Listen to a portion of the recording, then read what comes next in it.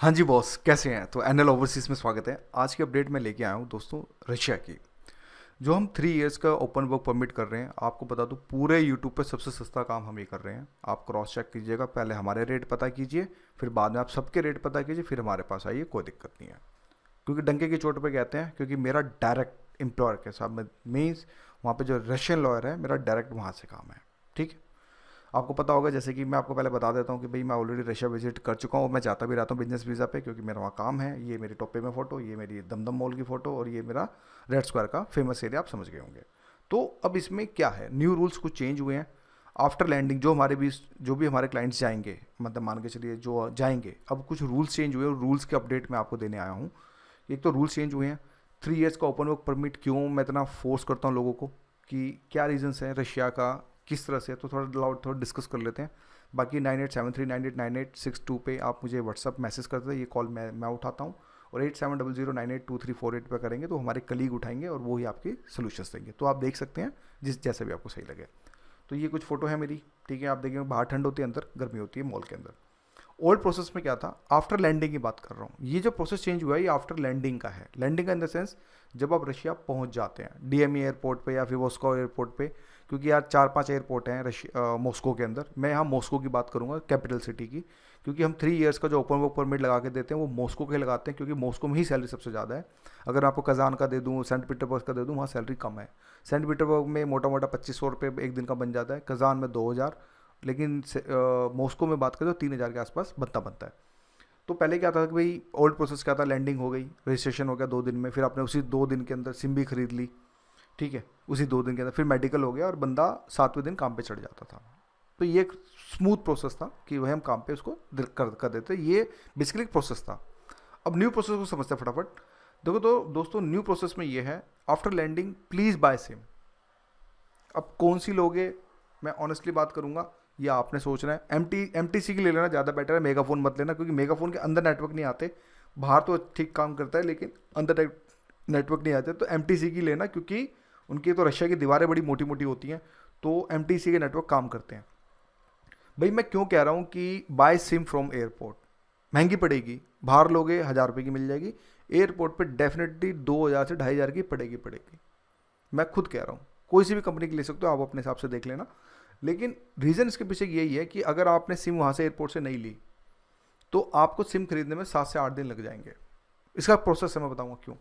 7 से 8 दिन इसलिए लगेंगे बॉस, क्योंकि ठीक है आप गए, लैंड हुए, रजिस्ट्रेशन करा लिया, लेकिन सिम नहीं मिलेगी। क्योंकि वो जब आप सिम लेने जाओगे ना, जैसे फोटो हो गया या फिर वो हो गया, ये कुछ एरिया है जहाँ सिम मिलती है, तो बेसिकली वो आपसे बोलेंगे भाई 2 चीज़ मांगेंगे। एक तो आपसे मांगेंगे स्नेल, ये स्नेल मांगेंगे एक तो, और दूसरा आपसे आईएन नंबर मांगेंगे। स्नेल क्या है, एक तरह से डॉक्यूमेंट है गवर्नमेंट का, और दूसरा आईएन नंबर एक तरह से टैक्स पेयर नंबर है।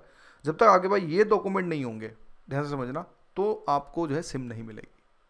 तो उस केस के अंदर आप रशिया में हैं, विदाउट नेटवर्क हैं, मतलब समझ रहे हैं, क्योंकि इंटरनेशनल कॉल करा के जाएंगे तो वो भी कितना, 1 हफ्ता काम करेगा। तो बेटर है कि सिम आप एयरपोर्ट से ले लें, पहली बात, ताकि आपको कोई दिक्कत ना आए। कोई नहीं, 1000 रुपये महंगे यार, इतना लगाया है तो 1000 रुपये और सोचो, कोई नहीं, जय माता दी बोल के दे दो, कोई दिक्कत नहीं है।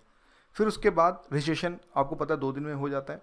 2 दिन में रजिस्ट्रेशन आपको हो जाएगा। आपको हॉस्टल में मतलब मिलता है, आपको किचन मिलता है, वॉशरूम मिलता है, लॉन्ड्री मिलती है, सारी फैसिलिटी मिलती है। फिर इसके बाद एक नया अपडेट आया मेडिकल कॉस्ट में। मेडिकल कॉस्ट में ये है कि 6500 तो मेडिकल के लगते लगते थे, अब 3500 में आप अगर उसको इंश्योरेंस भी करा लेंगे, ठीक है, इसमें 2 दिन का प्रोसेस लगता है, तो मोटा मोटा 10,000 रुपये आपकी कॉस्ट जाएगी, लेकिन आपका पूरे साल का इंश्योरेंस आपको कवर हो जाएगा। ये मैं बात कर रहा हूँ उन लोगों की जो ओपन वर्क परमिट पे जाते हैं। तो ये एक नया अपडेट है, 3500 का अलग बढ़ा है इन्होंने।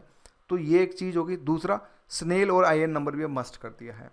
तो इस पूरे प्रोसेस को कंप्लीट होने में, देखो आफ्टर लैंडिंग 2 दिन रजिस्ट्रेशन, सिम मिल गई आपको, कोई इशू नहीं है, मेडिकल 2 दिन, और स्नेल जो है ये 2 दिन लगता है।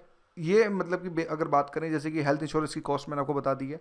Registration free in the sense ये है भाई, होटल आपको हॉस्टल रेंट पे करना है, तो वो आपको एक बार में चार्ज करेंगे, तो वो एक तरह से रजिस्ट्रेशन तो फ्री होता है, लेकिन आपको पे तो करना है ना 1 महीने का। तो उस कंडीशन में आप मोटा मोटा ये मान के चलें, स्नेल और आईएन अब आपको बनाना पड़ेगा, जब भी जाके आपको सिम जो है आपको सिम मिलेगी। तो बेटर है इस प्रोसेस से बचने के लिए, पहले आप लैंड होते ही पहले आप सिम ले लो, घर पे बात कर लो, I am safe landed, thank you God, सब कुछ स्मूथ हो गया, कोई दिक्कत वाली बात नहीं। फिर उसके बाद ये प्रोसेस करना, ठीक है। अब इसके बाद अर्निंग पोटेंशियल्स क्या होते थे 3 ईयर्स के ओपन वर्क परमिट पे। हम क्लोज वर्क परमिट पे थोड़ा मना करते हैं, रीज़न ये होता है कि पोटेंशियल्स में कम होता है, सैलरीज का इशू होता है, पासपोर्ट आपके पास नहीं होता क्लोज वर्क परमिट पे। ओपन वर्क परमिट पे आपके पास हमेशा पासपोर्ट आपके हाथ में रहता है, हमेशा आपका पासपोर्ट कोई नहीं चिंता।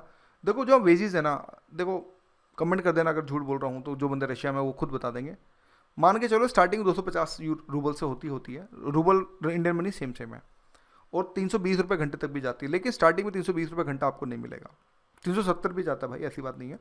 लेकिन स्टार्टिंग में आप मोटा मोटा ये पकड़ के चलें कि आपको 260 270 रुपये आपको जो है मिल जाते हैं। तो पोटेंशियल आप मोटा मोटा ये मान के चलें कि एक दिन का अगर 3,000 भी जोड़ें मिनिमम लेके चलें, तो आपका 30 दिन के 90,000 होते हैं भाई। 2 दिन छुट्टी कर लोगे 84,000 हो जाएंगे, ठीक है। खर्चे क्या होते हैं, फिक्स खर्चे समझना भाई। देखो एक तो हॉस्टल का रेंट तो देना होता है, ये एक फिक्स है, लेकिन यहाँ पे भी कंडीशंस होती है, बताऊंगा। और एक फूड का खर्चा 6 से 7,000। अब देखो डिपेंड करता है, फॉर एग्जांपल कुछ लोग इंडियन रेस्टोरेंट में किचन हेल्पर लग गए भाई, किचन हेल्पर लग गए, 3 टाइम खाना खाएंगे, घर भी लेके आएंगे और पैक भी करा के लाएंगे। स्टार्टिंग में नहीं होगा 1-2 दिन, लेकिन जब सेटिंग बन जाती है, सब कुछ मैनेजर से साठ गांठ हो जाती है, समझ जाए सेटिंग हो जाती है, तो मैनेजर बोलता है अपना ही आदमी है, क्या दिक्कत है, खाना खा लेगा तो क्या दिक्कत है, उसके जेब से थोड़ा कुछ जा रहा है। तो उस केस में 99% केसेस में आपका फूड जो है बिल्कुल फ्री हो जाता है, तो आपके वो खर्चे बच गए। फिर जब आप किचन हेल्पर में काम अच्छा करते हैं ना, तो वो आपको आसपास ही रूम दे देते हैं, फ्री वाला। फ्री इन द सेंस, क्योंकि जो लोग इंडियन रेस्टोरेंट, जो रशियन रेस्टोरेंट, इंडियन रेस्टोरेंट में काम करते हैं, वो खुद बोलते हैं हमारा एम्प्लॉय यहीं रहेगा, देखभाल भी करता रहेगा, और साथ में सिक्योरिटी भी रहेगी, और साथ में जो है हमारा एम्प्लॉय ज़्यादा दिन तक काम करेगा, क्योंकि वो लोग डरते हैं कि एम्प्लॉय छोड़ के ना भाग जाए। स्टूडेंट्स को अवॉइड करते हैं, मैं बताऊँ अब क्यों, क्योंकि स्टूडेंट्स में झंझट ज़्यादा है, उनको रिस्क ज़्यादा है, क्योंकि students are not authorise to work in the Russia. हम आपको लीगल, जब 3 ईयर्स का ओपन बुक परमिट भेजते हैं, तो आपके पास लीगल राइट्स हैं भाई, आपको काम कहीं भी कर सकते हो, कोई इशू नहीं है।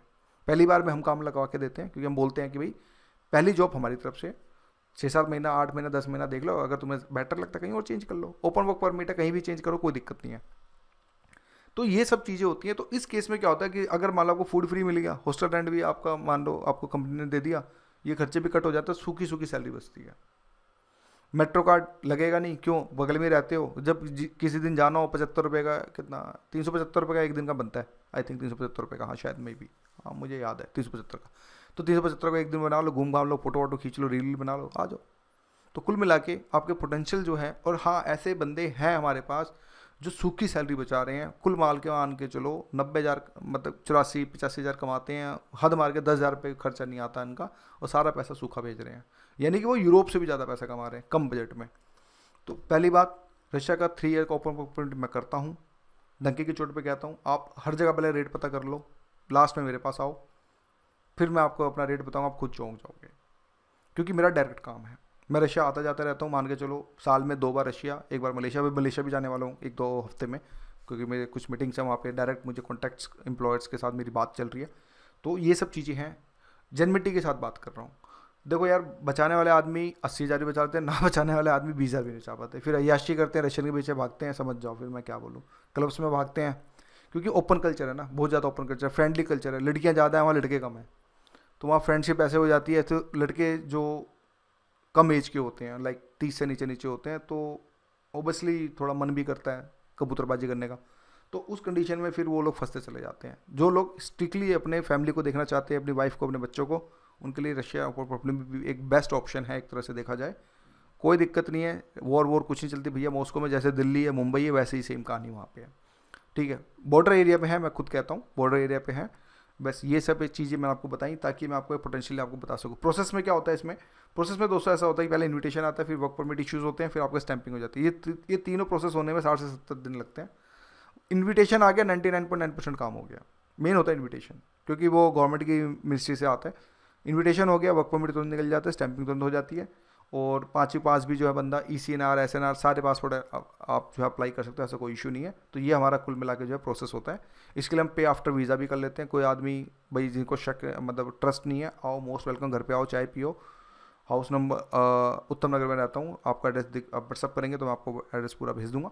तो उस कंडीशन में आप जाएँ, कोई दिक्कत नहीं है। पे आफ्टर वीज़ा भी है हमारे पास, लेकिन पासपोर्ट आपका सबमिट रहेगा, 2 चेक्स लगेंगे, साथ में एक लीगल स्टैम्प भी मैं आपको दूंगा। आपका एक पैसा नहीं लगेगा स्टैंपिंग का, मतलब स्टार्टिंग में एक चवन्नी तक नहीं लेंगे, समझ रहे हो मेरी बात को, लेकिन आफ्टर वीज़ा फिर लेंगे भैया, सिंपल सी बात है ना, पैसा इंपॉर्टेंट है। तो ये सब प्रोसेस है दोस्तों, आप देख लीजिएगा अपने हिसाब से, बाकी मैंने अपडेट दे दिया आपको। So thank you for watching.